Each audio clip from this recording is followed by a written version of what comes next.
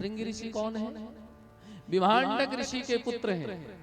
विभांडक ऋषि ने सोचा हम जगत में माया में अपने बेटे को उलझने ही नहीं देंगे, कौन स्त्री है कौन पुरुष है ये ज्ञात ही नहीं होने देंगे। तो एक टापू पे लेकर के रहने लगे, ब्रह्म ज्ञान की शिक्षा देने लगे। अंग देश के राजा हैं रोमपाद, इनके यहाँ अकाल पड़ा और आकाशवाणी ने कहा यदि श्रृंगी ऋषि आकर के आपके यहाँ पूजन अर्चन कर दें तो निश्चित ही बरसात हो जाए। अब आए तो कैसे आए? विभांडक ऋषि के श्राप का डर है। तो कुछ वैश्याओं को इकट्ठा किया गया। इन्होंने कहा महाराज हमारी जिंदगी तो वैसे नरक है, हम जाएंगे, हम लेकर के आएंगे। और विभांडक ऋषि के उस टापू पर ये देवियां पहुंची हैं। विभांडक ऋषि की स्थिति क्या है?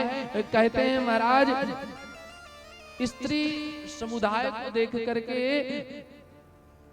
स्त्री नाम अनभिज्ञस्तु, स्त्री कौन है पुरुष कौन है इसका भी इन्हें ज्ञान नहीं था। इनको देख के लगा कोई ब्रह्मचारी आ गए, प्रणाम करने लगे।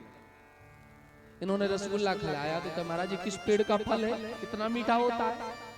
ऐसे बहुत से फल हैं, क्योंकि विभांडक ऋषि जंगल में लकड़ी बीनने के लिए गए। श्रृंगी ऋषि को बैठाया, रोमपाद राजा के अंग देश में जैसे श्रृंगी ऋषि ने चरण रखा ऐसे ही घनघोर बरसात होने लगी। अब ध्यान से सुनिएगा, श्री सुमित्रा मैया के यहाँ पर एक लाली हुई है, एक बिटिया हुई है जिसका नाम है शांता।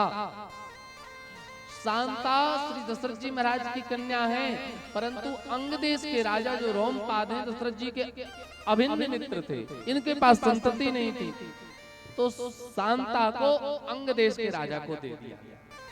और अंग देश के राजा के यहाँ कन्या बड़ी होने लगी और जब श्रृंगी ऋषि आए तो इन्हीं से इनका विवाह कर दिया गया, श्रृंगी ऋषि से शांता का।